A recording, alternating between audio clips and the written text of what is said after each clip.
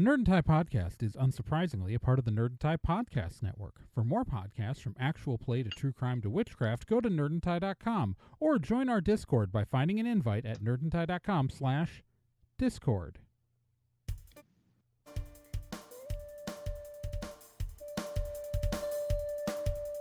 Did you know you could sponsor Nerd and Tie? That's right. For just $20, we'd say your name here. We'd say how cool you are.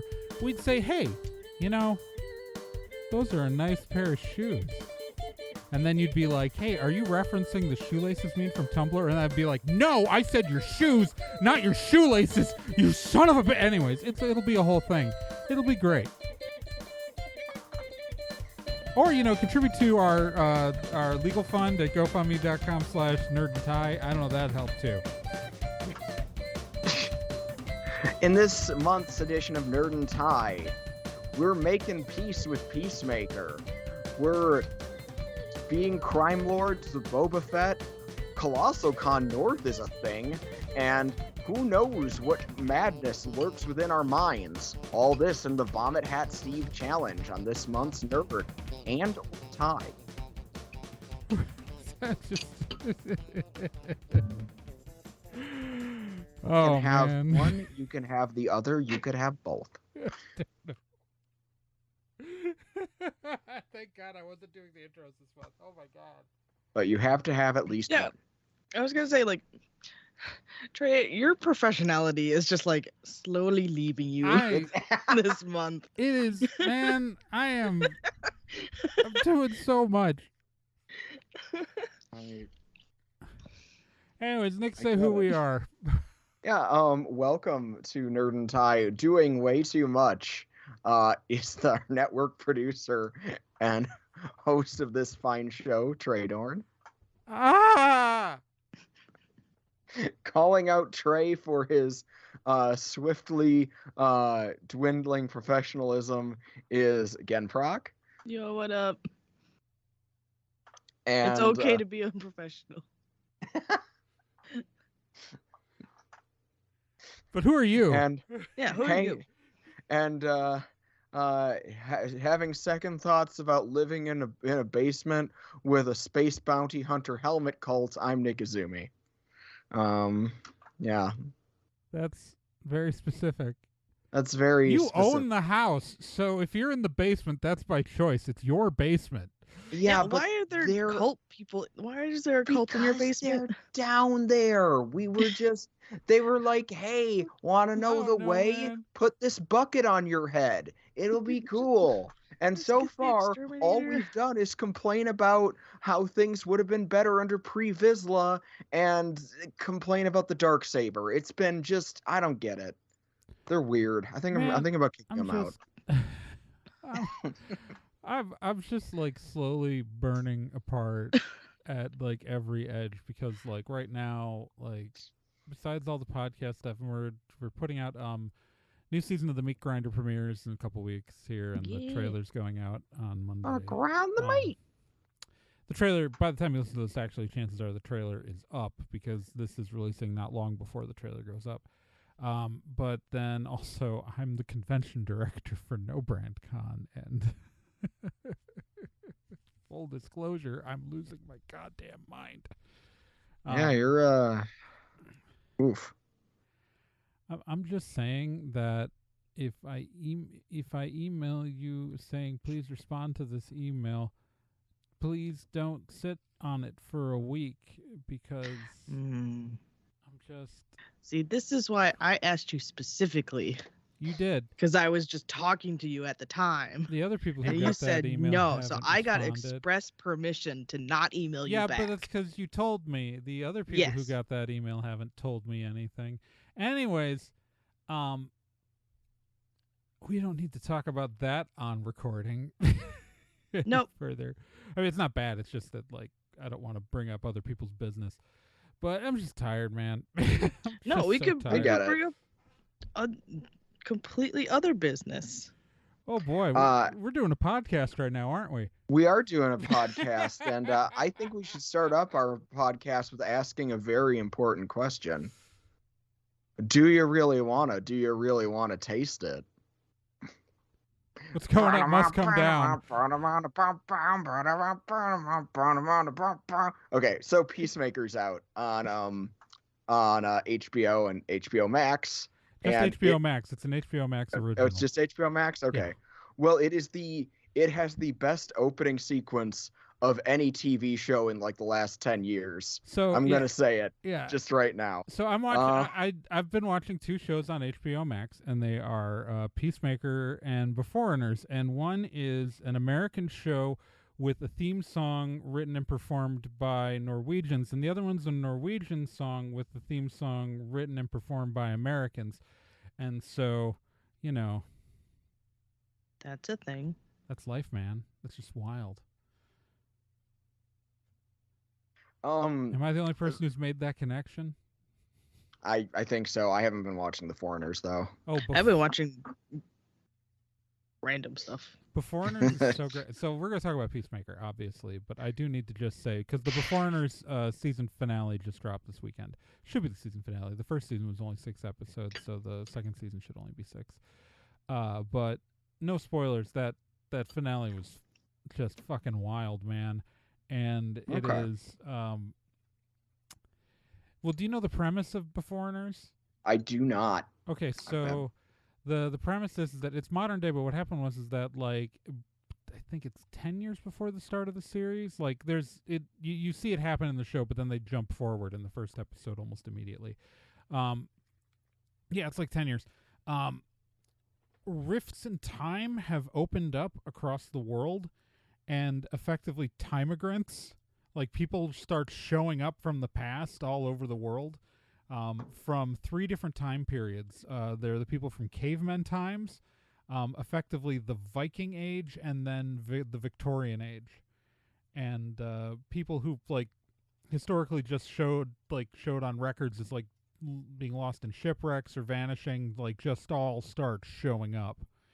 And so the series is set in Norway, and they're like, the first season starts out with you got this detective Lars, and his partner is a Viking, a fielder, and a fielder is just an amazing character, and I love her so much. This sounds wild. It is wild.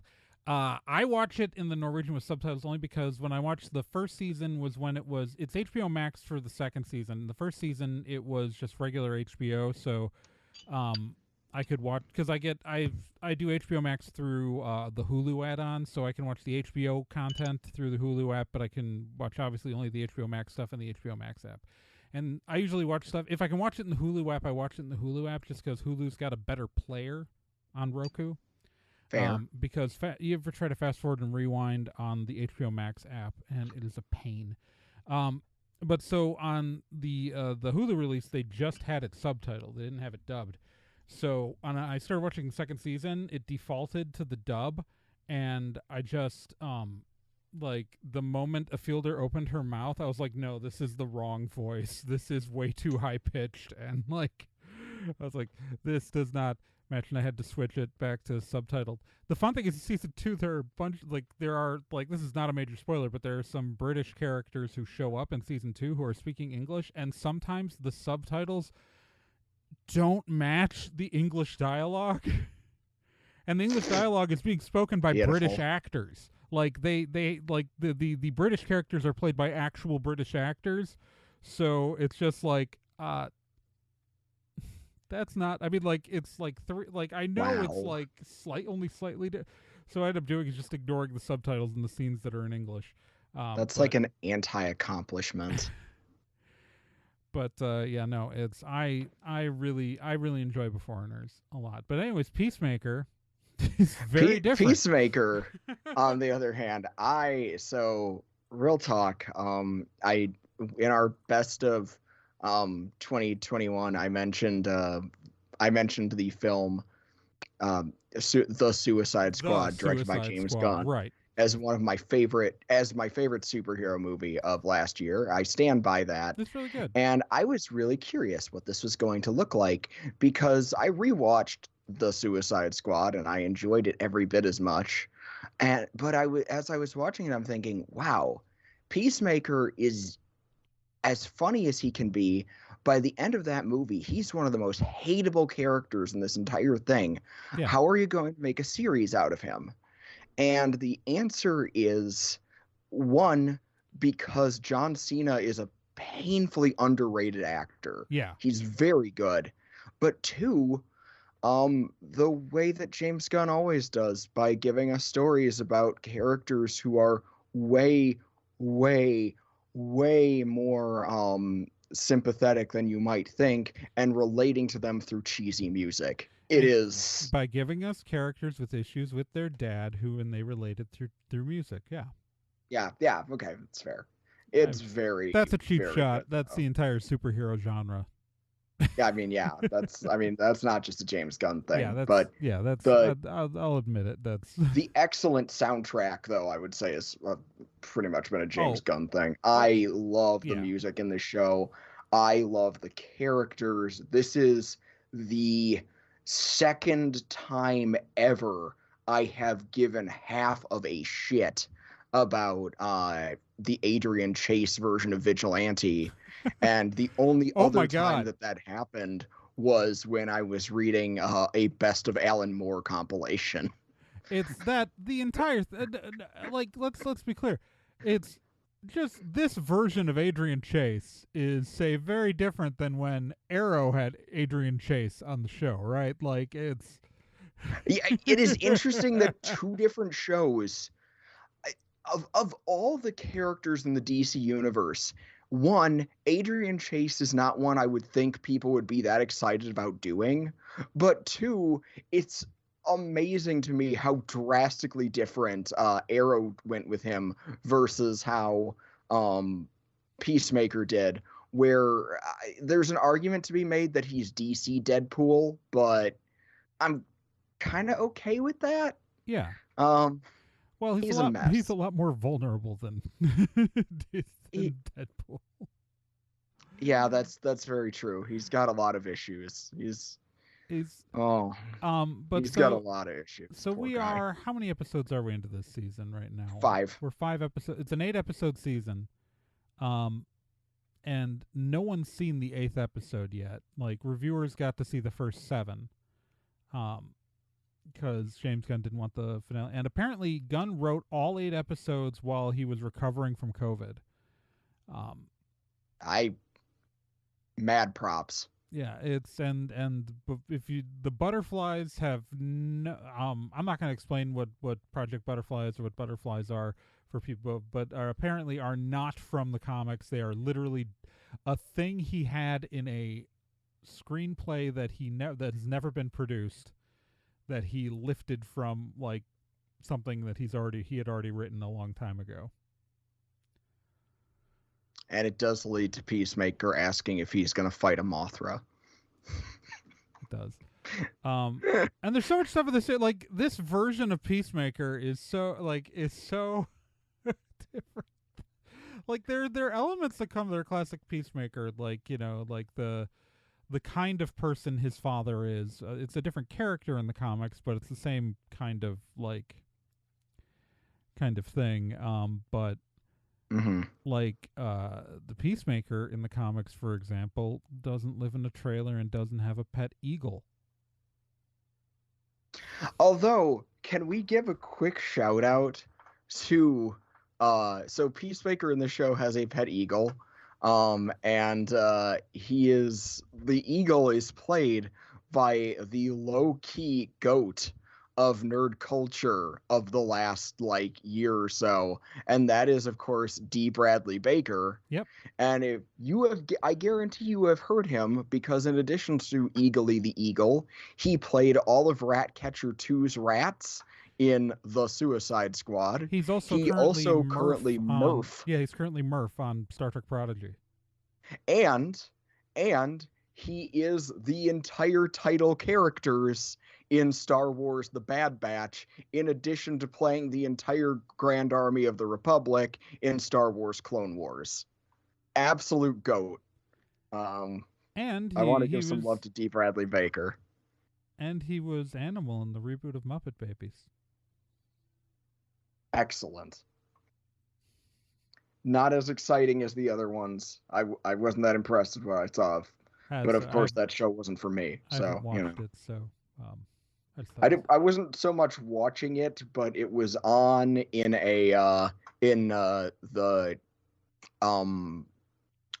the continental breakfast area of a hotel I was in 2 years ago.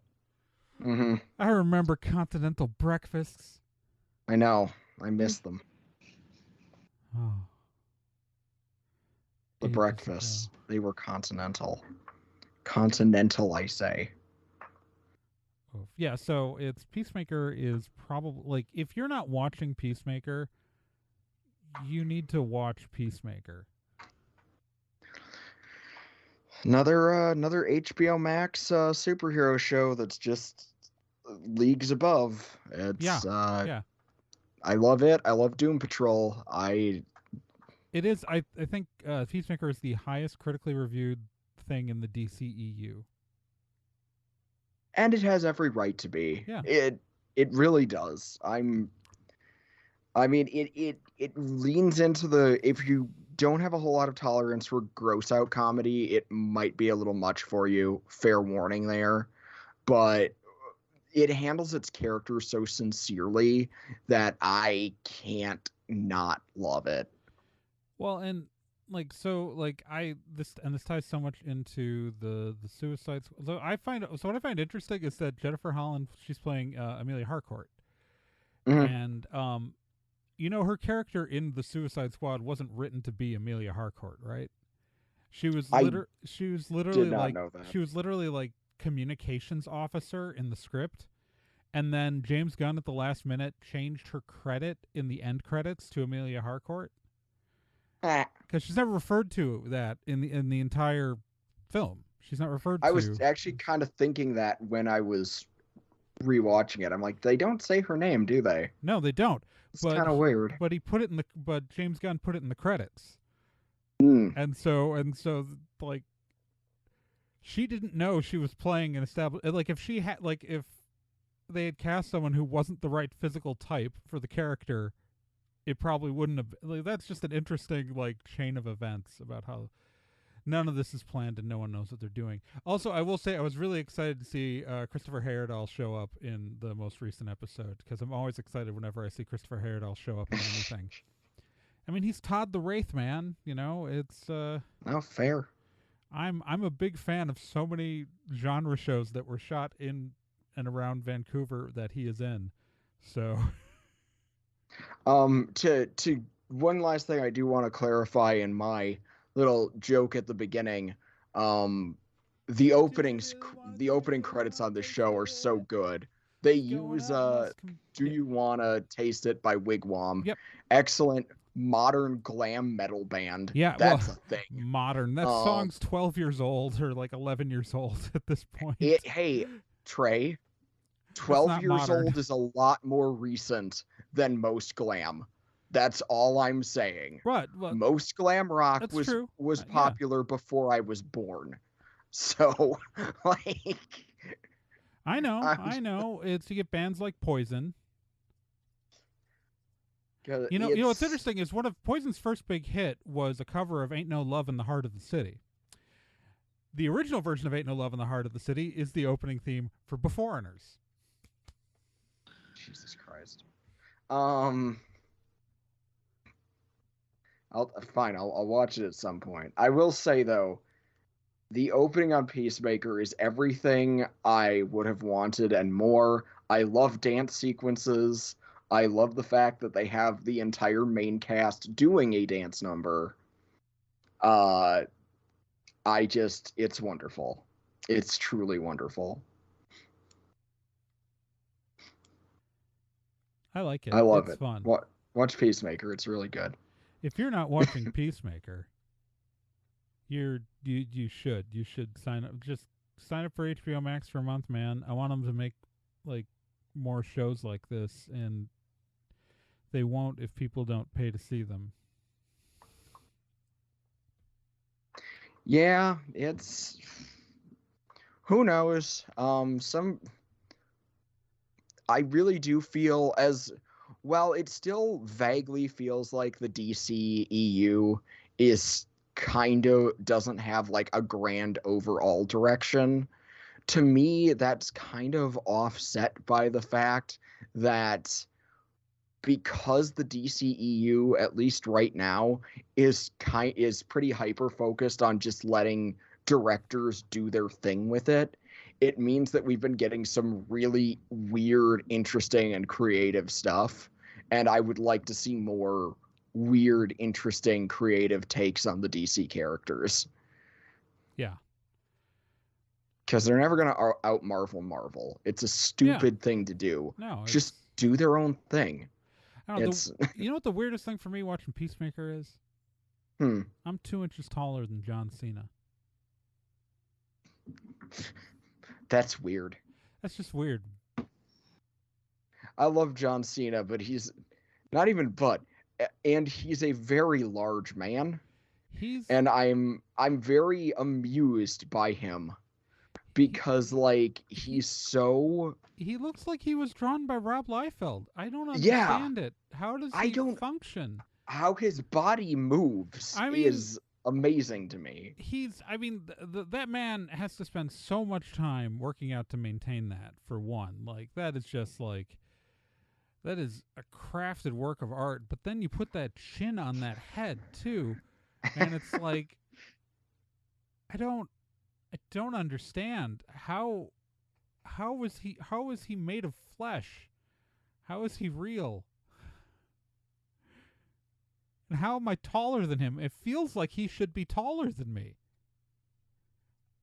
You know? Like, I take a look at that man, and it feels like he should be taller than me. Love John Cena. Anyway. Truly a great actor. I really hope he continues to have like this upward trajectory, because I think he's a very good actor and kind of underrated. Hey, speaking of underrated actors, Tamura Morrissey is back in Star Wars again. I'm transitioning awkwardly. Is there any other way to transition? I don't know. Everyone got on this really show, quiet. There's not. So Book of Boba Fett is speaking of streaming TV, for that matter, the Book of Boba Fett is on Disney Plus right now, and we're like 5 episodes into that too. I have not watched this week's episode. I heard it is functionally a Mandalorian episode. That's okay. Book of Boba Fett is an interesting little show set on the planet Tatooine, with Boba deciding to become a crime lord because he's sick of working for idiots. What follows though is a mixture of a subplot that I really enjoyed, that I'm affectionately calling Dances with Bantha, and also poor Boba getting in over his head with another Star Wars gang who mostly showed up in the cartoons, called the Pikes. Yeah. Have you guys been watching it? I've been watching the Book of Boba Fett. It's interesting. I really like it. We're 5 episodes into the season.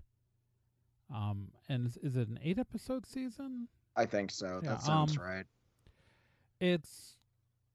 I really enjoyed it. I've been really enjoying it so far. It's obviously, like, we're set right after the events of his appearance in The Mandalorian, and you get in flashback a lot of the stuff that led up to what happened to him before The Mandalorian, from escaping the Sarlacc pit to, where he was in that time. And it's so, I like that they're doing some interesting stuff with it. I do feel like it was a little slow. This first half of the season has been a little slow moving, but that's a minor criticism. You know what I mean? Like, I would rather that the pace picked up a little, but like, it's still very good. I don't know. I've really enjoyed it. I've enjoyed Ming-Na Wen as more, getting more of her as Fennec Shand. Like, I feel like Matt Berry might be a little wasted as 8D8 because we barely get any of them. I enjoy when we get him, though. Yeah. He's very entertaining, but yeah, I wish we got more of him. That's fair. Yeah, it's but like overall I'm very much enjoying the show. I don't know how, like, it's like it's I don't want to give spoilers for what's been happening too much. But I loved the cyberpunk Vespa gang. The mods. They literally call them mods. It's great. I also really like them. They're literally I called saw them mods. getting a lot of hate, and I completely disagree with the people giving that hate. They're beautiful. I love them. Those are so perfectly the kids in a small town dressing up like the cool kids from the big city. Like they're trying to be like, these are kids who look like, man, wouldn't life be better if I was born on Coruscant? Like, man, like I'm like, trying way too hard. Oh, it's so like it's like it's the whole, like, if you've ever met a small town punk, it's phenomenal. Like I knew a guy who was like all punk but from like Marshfield. Like I went to college with that guy. Like I love them so much, and the fact that they just don't like directly call them mods is hilarious to me, for like a long list of reasons. But like it's like the bright colored Vespas, which are phenomenal from both a like stylistic thing for the hover Vespas, because like they're very stylistically, like it gives you a specific image, because but also because the multicolored, when like you do like chase scenes with them, it gives you a really easy visual way to tell who's where. Completely agreed. I enjoyed them because I like the idea of Boba Fett like looking for people who don't fit in, and like making them part of his tribe. And I like him befriending the Goonie kids from town, or the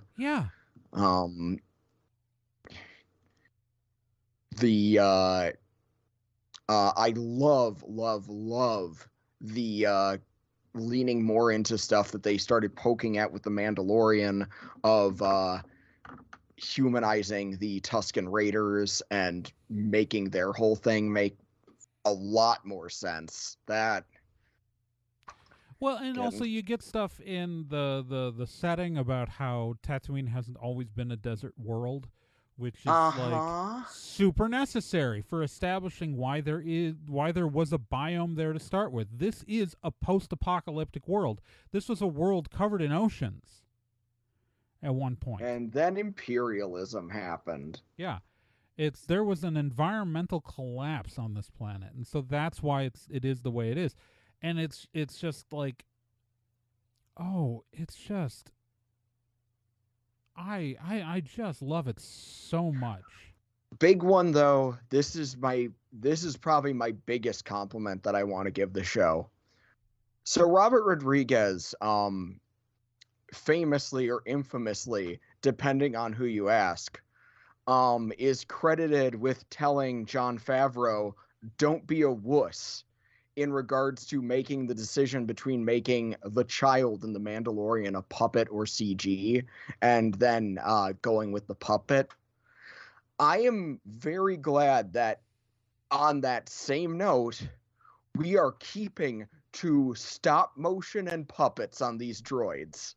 I cannot tell you how happy I am that most of the droids either are actual stop motion actual puppets, or at the very least animated to look like goddamn stop motion puppets.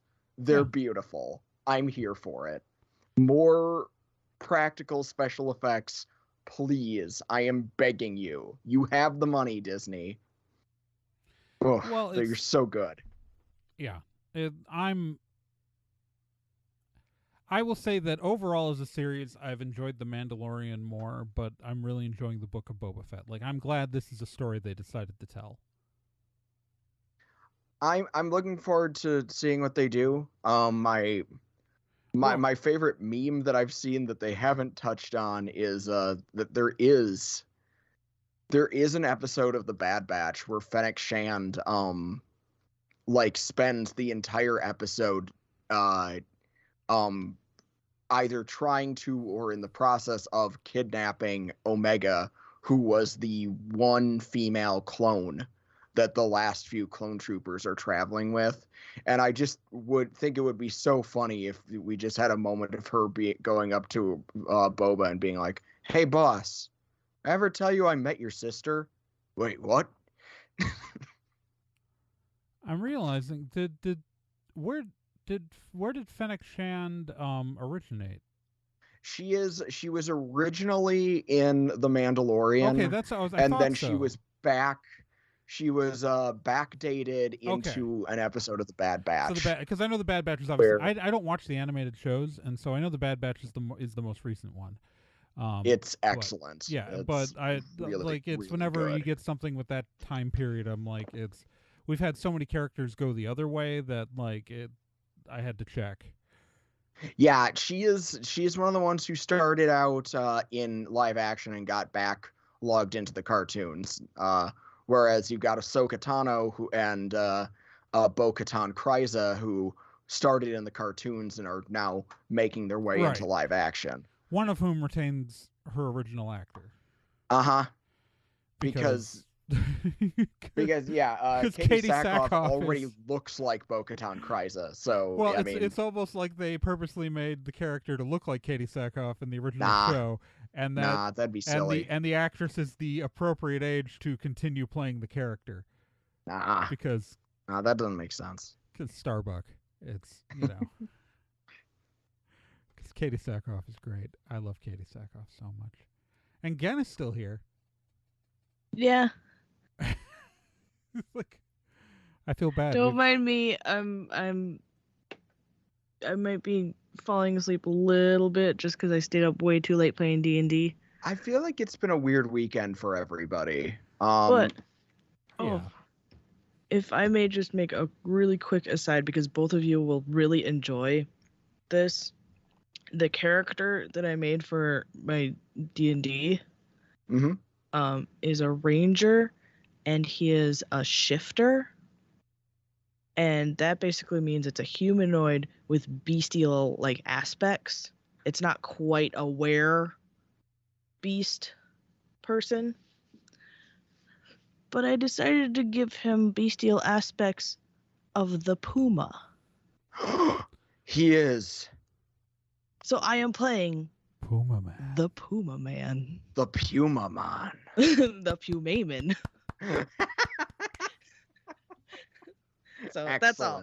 That's all I wanted to share about that, because I know you both would enjoy it.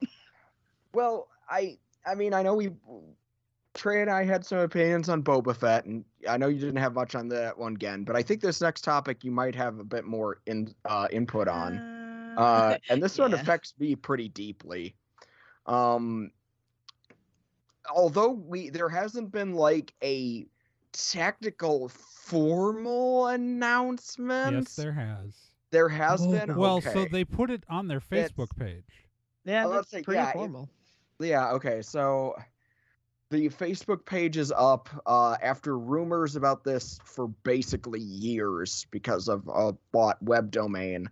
DaishoCon's weekend at the Kalahari is already being filled here in 2022 by the people who really like those Kalahari cons. It is, ColossalCon North is taking over the weekend and venue of DaishoCon. And I'm, after that episode we did a couple months ago, I think some of you might understand that I'm having some interesting feelings about this. It's very mixed. Extremely mixed. I'm sure if any of the riders died, shaken, not stirred. They were clearly poised. Oh gosh, yeah. That's no question. Didn't they buy that domain in like 2015? Yes, they did. They've owned Okay. that domain since 2015. So they've been circling theoretically. Yeah. But it's just like, on the one hand, it's nice to see like a convention come and like take the spot and come back, because we've all been like kind of pining about the old golden age of anime conventions a few years ago, when Wisconsin, like, just alone had like 6 conventions a year, It was good. and now we're down to half that. So it's not nice to as see good. something come in. I guess like I've had my But so yeah, it's ColossalCon. So obviously now ColossalCon, I believe, has an exclusivity contract for the Sandusky, Ohio location of the Kalahari. So I wonder if they've arranged that for the Wisconsin Dells Kalahari for their convention. It's entirely possible the Kalahari reached out to ColossalCon about the weekend. It's clear that the weekend was taken because that was the weekend the Kalahari had reserved for DaishoCon 2022. I was not surprised that ColossalCon was moving in, because there have been rumors about that for quite some time. And I the wasn't moment surprised they were DaishoCon, moving in. I was surprised how quick it happened. yeah, it's so here's the thing. It's I'm a little concerned because of the organization. ColossalCon has had an interesting past. Just in 2019, which, when we used to report on a lot of convention news because conventions were happening back then, ColossalCon was in our headlines a couple of times. First time when a ColossalCon staffer said panels on diversity would be more appropriate for DashCon, in quotes. And that was not a great look. And then also additionally in a ColossalCon East, the head of cosplay for the ColossalCon East event referred to, oh God, what is the exact quote here? Let me find it. I want to be clear. Yeah, I don't want to be Famous accused of cosplayers? misquoting. You mean the thoughts who don't buy badges? Yikes. And then someone said, I'm trying to be polite, MO, and the person who was head of cosplay at the time responded with, I mean, it's not very polite that they don't support the venue they whore around at either. So now in both of these cases, in this case, I know specifically in the case of Chris Gary, that Chris Gary was removed from his position. At the time, he had not been removed from the organization. This may have changed. Again, and I believe that the person who made the DashCon comment was removed from their position. But again, like they were I know with the DashCon comments, they were 100% moved from that position where they could post, but there were no comments. We never actually knew who made that post. And as far as we know, they were not removed from the actual convention staff.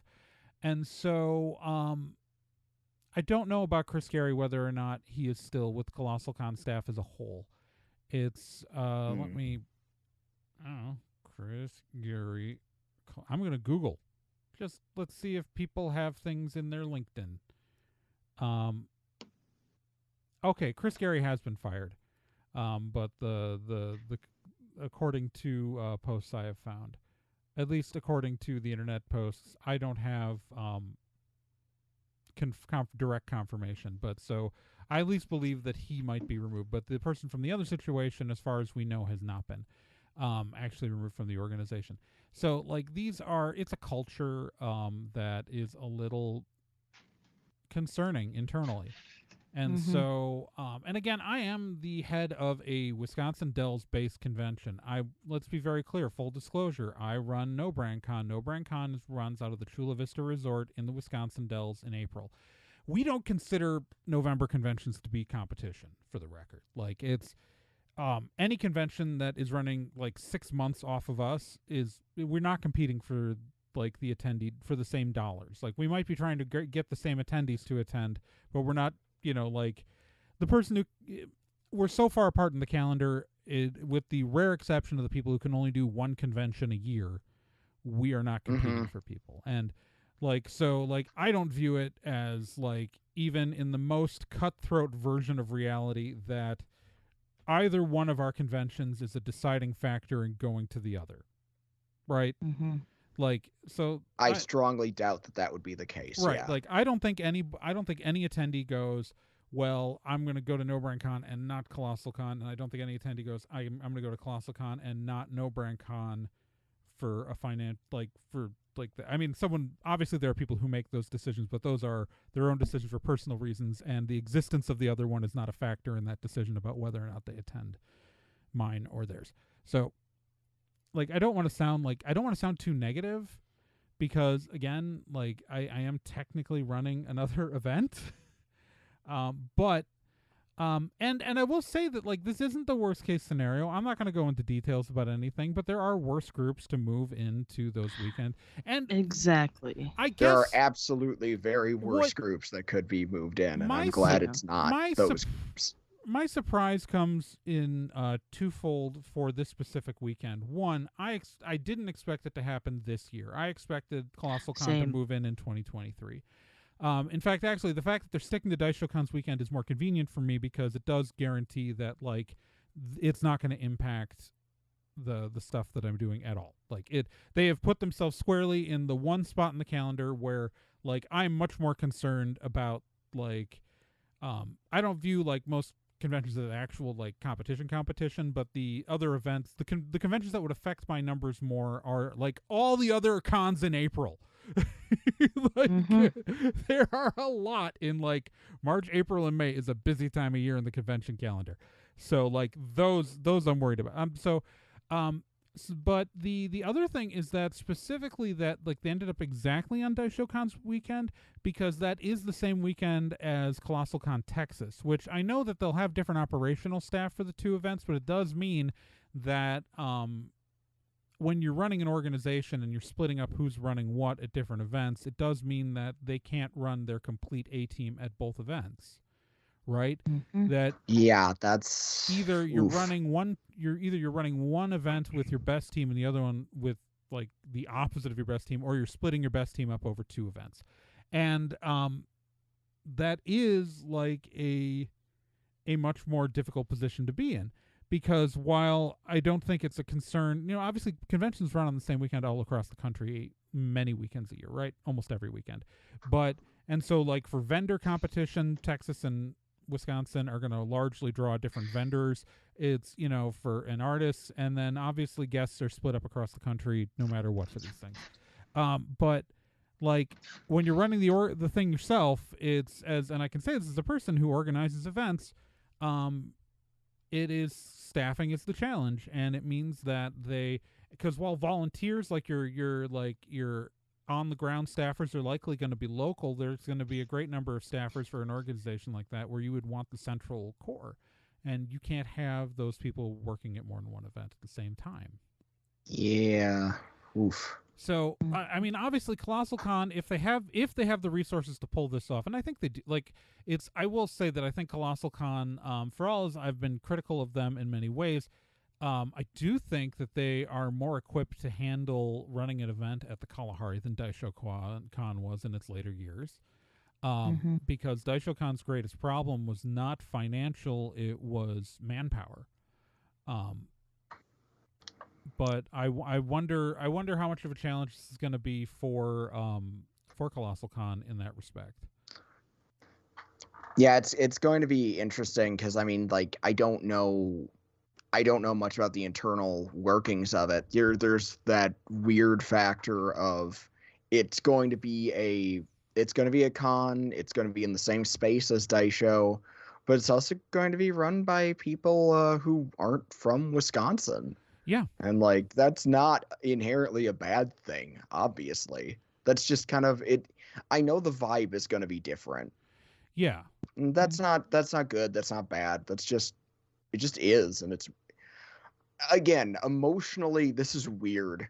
Because, like, it is, yeah, that is something to consider, that, like, this is going to be an event not run by locals, and that is not something we've really had in the anime convention circuit in Wisconsin. We've had that, like, in other kinds of cons, but can you name an anime convention not run by locals?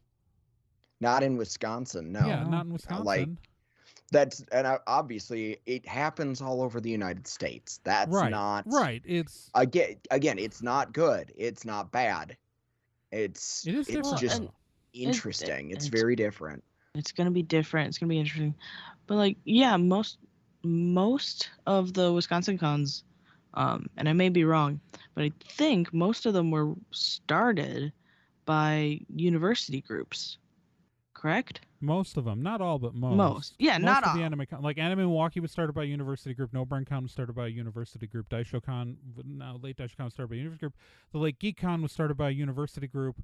The Kitsune Con, I don't think technically was, but it was started by a bunch of like they weren't. No. But I think that's the only exception. I mean, there were smaller cons that didn't last long, but Well, and you do have some other there are other ones that are the smaller cons that still exist. Obviously, like I don't know if they there are a couple of ones like Fire and Ice that I don't know if they have survived the pandemic, but they're also based out of a university. And then there are there are many cons that but the anime convention circuit has been dominated by that, with the exception of Kitsune, which may as well have been, because it was started by a bunch of people that age. So, well, and that was still run by locals. Yeah, it's all been run by locals. That's the thing, is that like, and historically, when big conventions have tried to come into, because there was that one that was trying to do conventions like all across the nation in different cities. AwesomeCon. There you go. AwesomeCon, yeah, which they never got off the ground though. AwesomeCon Milwaukee never ran because AwesomeCon Indianapolis was a massive flop. And I think that's before they got bought by Left Field Media. Like, it's AwesomeCon is now owned by a different parent organization. I don't remember which one technically owns them now. I was very mean to Ben Penrod at the time, and I am glad he hasn't held that against me. But yeah, no, and then there was Fantasticon, which was run by this guy in Chicago who kept having failed cons in Chicago and then bombed that out in Milwaukee. It's Wizard World Wisconsin. I don't know if not Wizard World had its own collapse independently, and I don't remember if that was one of the conventions that got sold off. I think Gamehole's run by locals, so it's like I'm just trying to go through the conventions. Wisconsin's a very locally run based events. So like there have been exceptions, like obviously when Wizard World was operating. Wizard World Wisconsin never made sense to me because people in southern Wisconsin could get to Wizard World Chicago, the big one, easily. So it was like, why is this like when your biggest population source is Milwaukee and it's just as long a drive for them to get down to a Chicago convention as a Madison convention, why would you go to but that said, like, it's all the major cons have all been locally run, and for the large part, they've been nonprofits. I don't know what ColossalCon's legal structure is, if they're a for-profit event or a nonprofit. My brain. I don't know if they're for-profit or nonprofit. Yeah, and we shouldn't say one way or the other since we don't know. That's. I mean. The original ColossalCon started out as a one-day convention in 2003. Wow.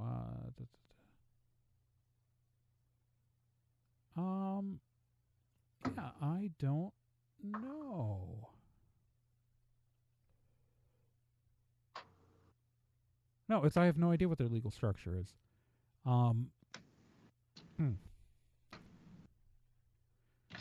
I should I'll check their website.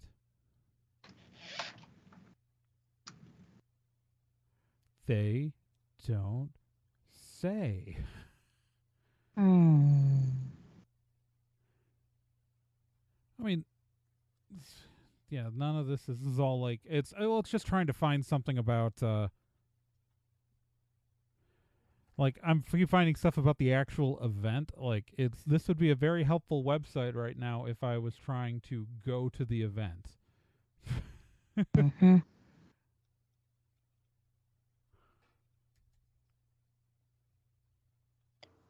But that is not clear.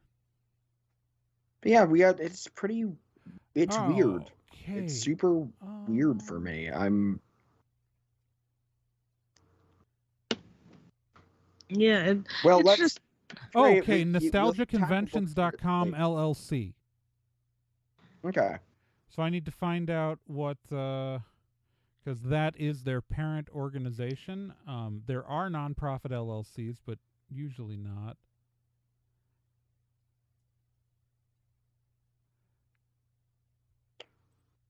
Well, this sounds like it's going to take some time to do complete digging. So. Sorry, it's no. We could talk about something else in the meantime. No, it's just I don't you want time to to make the podcast sitting here waiting to figure out whether or not they're a for-profit con or not. I'm feeling weird because it's weird seeing the thing that I worked so hard to build getting this thing that I helped create going under in what I still feel to be kind of suspect circumstances. Not legally. DaishoCon, as far as I can tell, didn't do anything legally wrong.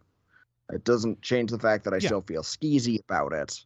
I'm just saying, with complete clarity, as far as I know, there's nothing hinky legally about what DaishoCon did. right. No, it's everything. As far as we can tell, DaishoCon did not do anything illegal. They did, however, do stuff that we believe to be unethical. Mm-hmm. Which, as you should all well know, that's not the same thing. And yeah, that's it's just, I don't know. It's weird seeing it get replaced, but I'm glad it's being replaced by something that I'm glad people have something to be excited about. Mm-hmm. Look on the bright side. I am looking on. I don't know that I feel safe going to a water park con this year, but I'd like to in the future. That sounds fun. All right. I look cute. It's for the record, I have established with the Articles of Organization for a Domestic For-Profit Limited Liability, their for-profit convention. Okay. I found their filings with the Ohio Secretary of State. There are way worse for-profit events out there, though. It does. I'm going to be thankful for the little things in this case. It is interesting because that does add, so this is something that's important. That this is so when it comes to volunteers, it's important to note that there are legal issues if for-profit conventions to use volunteer labor. There is conflicting case law about whether or not that's legal, or whether or not you need to pay minimum wage or paid contracts for those workers. Like the non-profit events get around this because you can legally volunteer for a nonprofit. There are literally no problems with that. But it is interesting. Because it is going to have to ask how are they going to staff the events, because I don't know, because there are for-profit cons that are still operating on volunteer labor, and I don't know if ColossalCon is one of them. That is a question I will look into.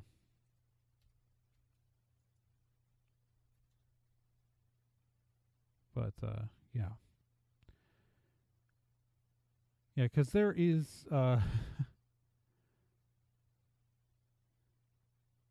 they have a volunteering email.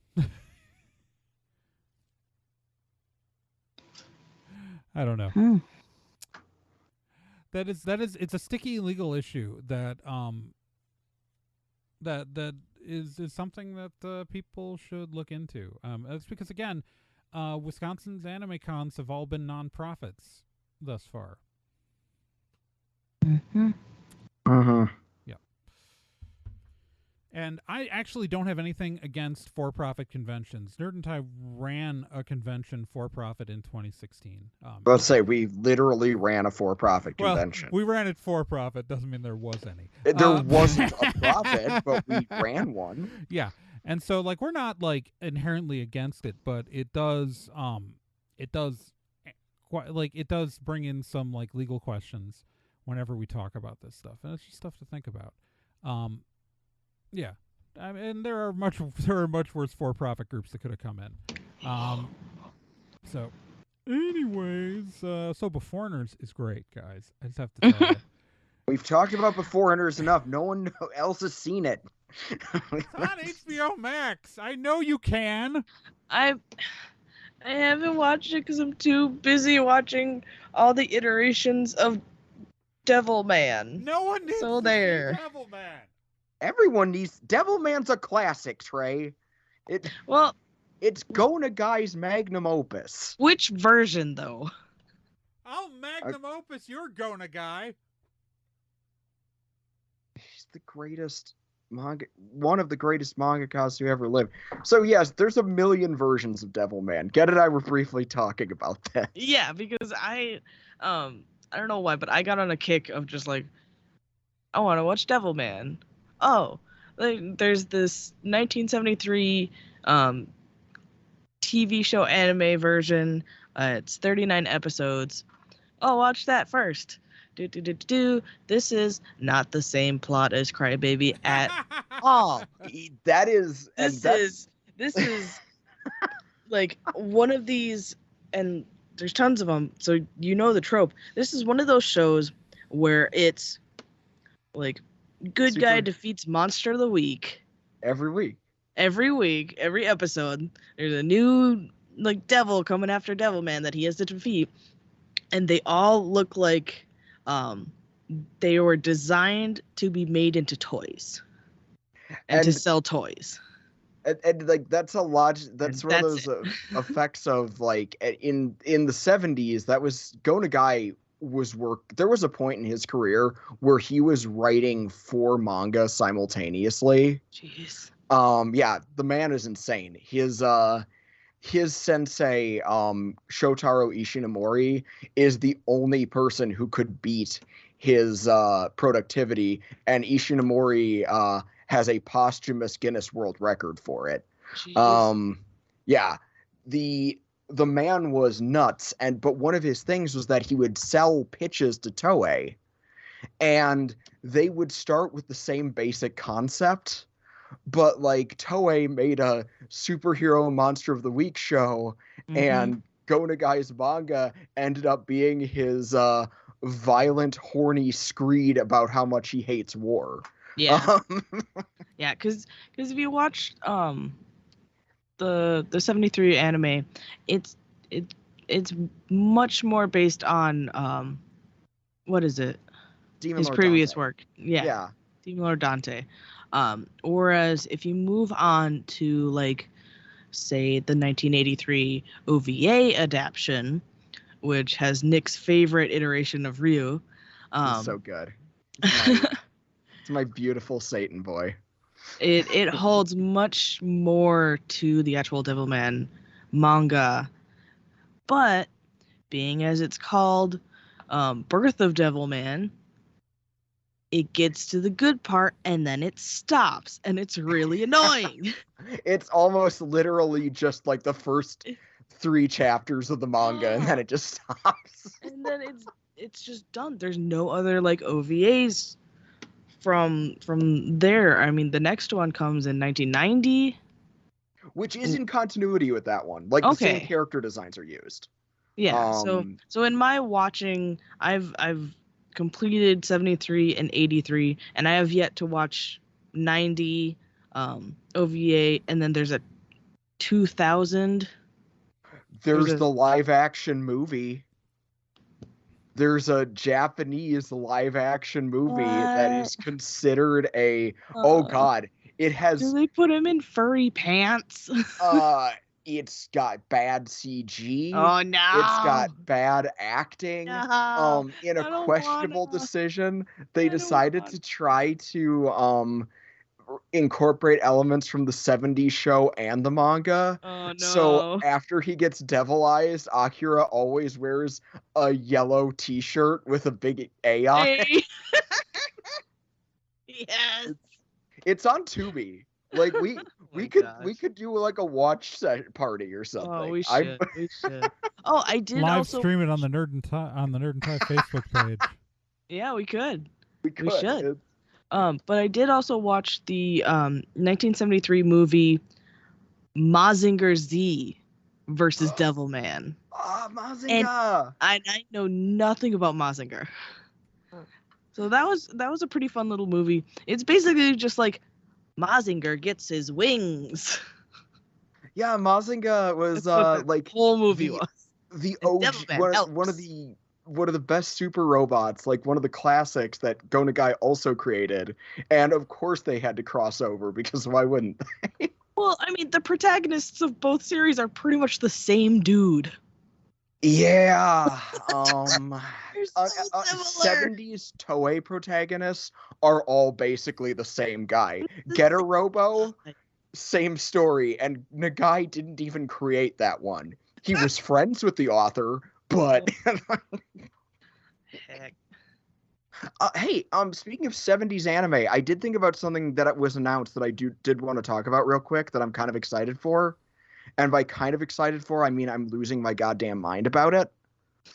One of my favorite 70s anime and manga, Urusei Yatsura, by the great, the prolific, and really anime's own cool aunt, Rumiko Takahashi, is getting a brand new anime series this year. Sorry, I tuned out, and then you brought up Rumiko Takahashi. What's happening? Yeah, Urusei Yatsura is getting a brand new anime adaptation by the studio that's currently doing JoJo's Bizarre Adventure. Really? Yeah. Oh, I didn't know it was the JoJo studio. Yeah, it is. Oh. David Productions is doing a remake of Urusei Yatsura.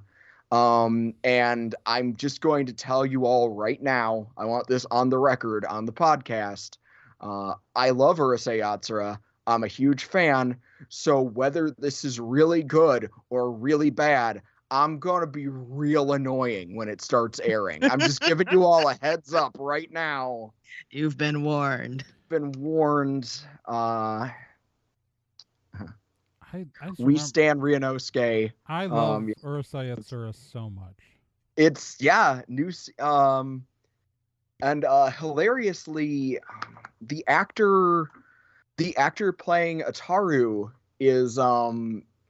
was the first person to announce it. I'm trying to remember who it was. He's a guy who's got some comedy chops, although he's also known for being the asshole brother from Fate Stay Night, Shinji Mato. Okay. Though he played Psyche K in the Weird Life of Psyche K, so I've been told that series is very funny, so he probably has the chops for it. Lum is being played by I'm trying to see what else she was in. I remember any of the Japanese voice actors from anything. The new Lum played Fubuki in the Battleships as Waifus anime. Ew. Concol. Yeah, so weird, but yeah, no, she's I'm really excited to see what happens, mostly because this is David Productions. They're an awesome studio. What they did with JoJo has been excellent. So I'm choosing to be optimistic about a new Urusei Yatsura. I'm gonna be real annoying about it one way or another. Yeah, it's you know what? That is okay. I've only the amount of actual Urusei Yatsura anime I've watched is actually really limited. I've just read a ton of the manga. So it's I mean I've seen various things, but not it's been a very long time. Like I have a much stronger memory of the manga than I do of the various anime adaptations that there have been. There haven't been a And lot. truth be told, it's going to be hard to compare because this is going to, for some of you younger anime fans, this is going to seem like sacrilege. But through from the 70s through to the 90s, being one-to-one manga accurate wasn't always the name of the game. And in a lot of ways, the Urusei Yatsura anime departs from the manga, not on like major things, but in having way more kind of weird character pieces or existential episodes. There's an entire episode of the anime from when Ghost in the Shell and Angel's Egg director Mamoru Oshii was the showrunner, where the entire episode is Ataru, the main character's mom, having an existential crisis about whether or not she wasted her life being a Japanese housewife. Like, Yeah. it's a very... I know that I did not make that sound funny, but the show... The manga and the original anime are laugh out loud funny. I'm very fond of them. I'm very fond of the manga. So excited. Well, it's going to be interesting to see how Ataru develops in in an anime series, like directly, because it's like I never like if you read the manga, his character just the character decay on him is so blatant over the time. Like at the beginning, like in the first, like if you read the first issues of them, like the first installments of that manga, Ataru is like trying to be serious and occasionally and then will have moments of hornball, and then he devolves throughout Ataru. In the early chapters he's mostly just annoyed, but he seems intelligent. As it goes on, he gets much dumber. But the other weird thing is, and I can't say for certain that was the case, when you read the first two chapters of the manga, I don't get the impression that Lum was supposed to be in past the first chapter. No, it's 100%. They're building up it's really interesting. It's because it's obvious that that she's not supposed to be his true love interest at the beginning, right? It's Shinobu. Yeah, who Shinobu ends up being, to put this in perspective for those of you who don't know the story, Urusei Yatsura is about a horny idiot named Ataru, who, as we implied, doesn't start out as a total idiot, who is selected seemingly at random to be the representative of Earth when these aliens that look like Japanese Oni show up. And he only agrees to do it because he thinks he gets to play tag with the bikini-clad Princess Lum of the Invader family. Yeah. But then he finds out that she can fly, and beating her at tag is borderline impossible. And it just kind of devolves from there. He steals her bikini top, I think, in the is how he wins. In the manga, it's much more unpleasant. In the anime, he just steals her top, she gets embarrassed, and then that's how he wins. It's I don't know. I'm glancing at Wikipedia because I last read this literally almost 30 years ago. But early on, it wasn't clear Lum was going to be a recurring character, but she was clearly the most popular, and now basically is Urusei Yatsura. But then you also have Ataru's girlfriend at the start of the series, Shinobu, who is a painfully underrated character because she is a much-needed straight man to the rest of the bullshit going on around her. And she's an excellent character who deserves way more love from the community. Yeah. It's so. Anyways, I want this to be good, you guys. That's my question is that what version of Ataru is going to be in here? Is it going to be early chapters Ataru, or is it going to be are they going to start him the way he was in the early chapters and have him devolve the way he did in the manga, or are they going to start with the later characterization from the beginning? And that's and I feel like either way could work. I love Rumiko Takahashi. Oh, I always will. I will always love Rumiko Takahashi. I again, she is anime's cool aunt. I mean, it is entirely possible that his, the what the heck? Did you know that in the UK dub for Urusei Yatsura, Ataru was voiced by Matt Lucas? I did. It was produced for a it was a one-off Japanese animation thing where it is a well-meaning but mostly atrocious dub. There's a lot of what were at the time modern jokes because it was recorded in like 2000. And as a result, you have things like Pokemon references being thrown around where they don't belong. I think it was well-meaning, but it ends up just seeming ill-informed and low-key racist. Yeah.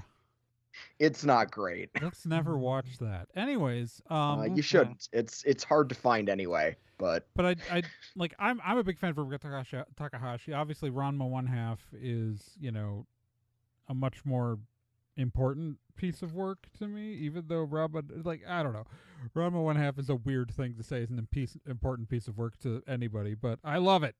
And Mai Senakaku, I think, has a better, stronger heart than the other stuff too. But I'm going to say that I'm not going to blame one piece of media, but I will say that my What? Nothing. I thought you were making a joke. Don't worry about it. I mean, we all know what it is. But. No, but what I will say is that my understanding of queerness and gender was very much colored by a lot of the anime and manga I consumed when I was a middle schooler and early high schooler, and along with Dot Hack Sign and Clamp works that did include Rumiko Takahashi, and I do. Yeah. I don't feel bad saying that a little bit of Ranma and especially Ryunosuke from Urusei Yatsura colored my understanding of gender. And I'm kind of happy I had that. I think it's an incredibly common thing for queer nerds of a certain generation. Like, absolutely. Yeah, it's just, yeah. Yeah, it's interesting is those, because Rumiko Takahashi's work, you see in Urusei Yatsura, like the pattern that she later got better with, it's clear that at the beginning of Urusei Yatsura that the Ataru Shinobu relationship is much more akin to what she did later with Ranma and Akane. Mm-hmm. Because it's not like people liked Lum so much more in the Urusei Yatsura fandom that she kind of like was pushed in a different direction than maybe what she originally intended.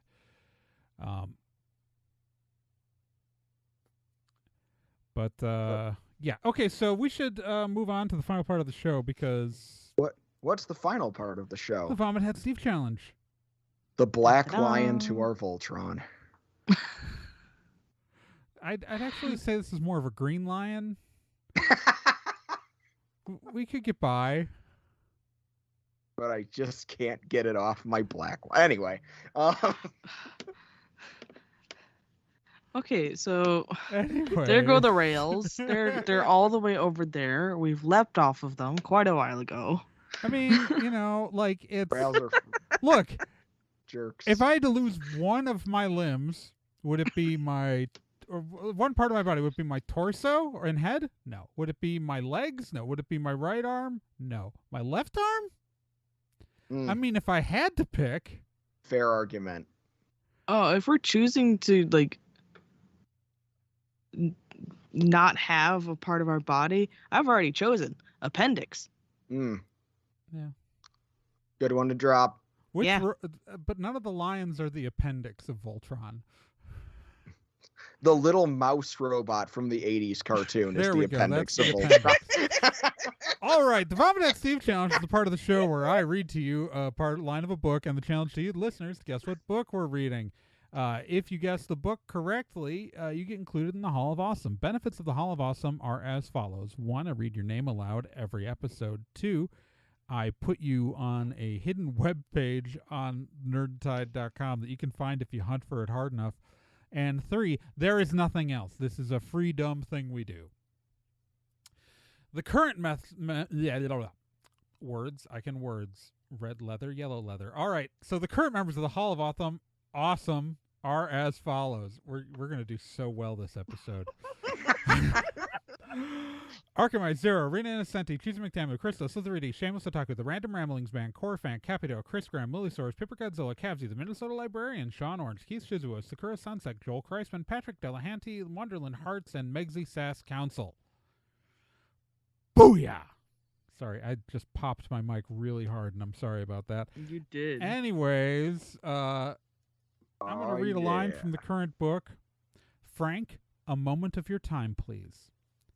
If you know what book that's from, go to nerdandtie.com, click on the contact form, fill it out, and tell us. Or if you'd like to contribute to our mailbag portion that we'd have here, if any of you guys actually wrote anything in anymore, we'd read that letter out loud here. Then tell us your hopes, your dreams, your thoughts, your favorite thing. Which lion would you lose out of Voltron? Like, if your body was made of the Voltron lions, which one would you lose? Who are you fan casting in Urusei Yatsura, and why should Tiffany Grant play 10? Who are you fan casting as humans who are now trying to assemble themselves in cosplay as Voltron?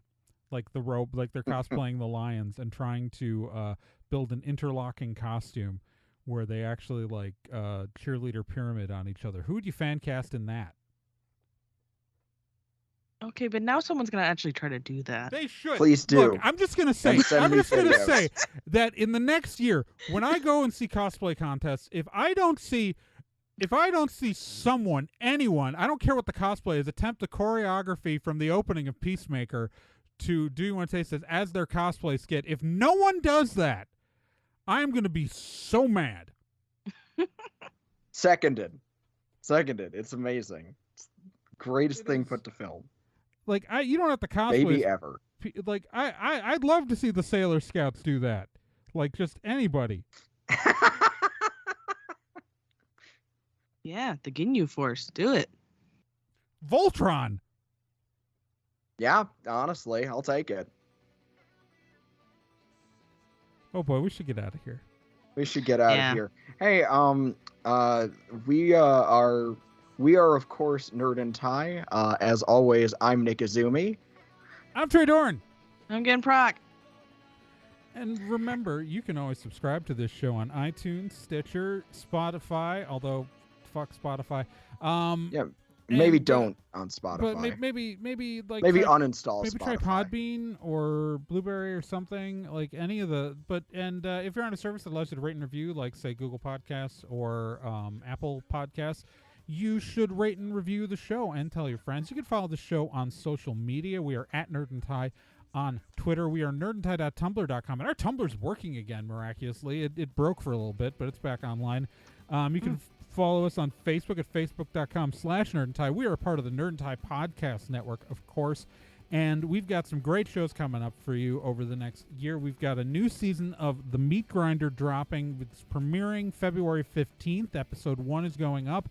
The trailer's going to drop later tonight after I upload this, and it's really fun. Also, I just put out a new episode of BS Free Witchcraft where we talk about Lilith and misconceptions about her. So if you ever thought that maybe it was a good idea to involve Lilith in your witchcraft, don't, because of stuff. Anyways, that's all I have, I think. And well, as always, you guys take care of yourselves for the next month. We'll see you, and until then, keep on spocking. Oh, yeah, I forgot. You can support the show financially by I have a Patreon at patreon.com/TRAGORN. Nick's got a Patreon at patreon.com/NickIzumi. Gen sells stuff as Ocelot Dude Designs, and you should buy Gen stuff because it's cool. Buy my stuff. Yeah. And just remember, in your hopes and your dreams and the places where you lurk at night, deep inside as you hide hide from what the question that scares you. And we all know the question. Do you want to taste it? That the lyrics. Do you really want to taste it? I just want to point out that the lyrics to that song, it's very unclear what the hell that song is about. It is. I don't know if I want to taste it. Is Maybe it you. like it? On one hand, it reads like a Def Leppard like song about sex, but on the other hand, it also reads like someone whose life is falling apart. I don't want to taste either of those. It's Again, go straight to the stars on a flying thing. I really That's think an actual lyric. I really think it's a bunch of Norwegians throwing phrases together that sound cool, and maybe we just have to be okay with the God. We ran out of music. I'm ending the show.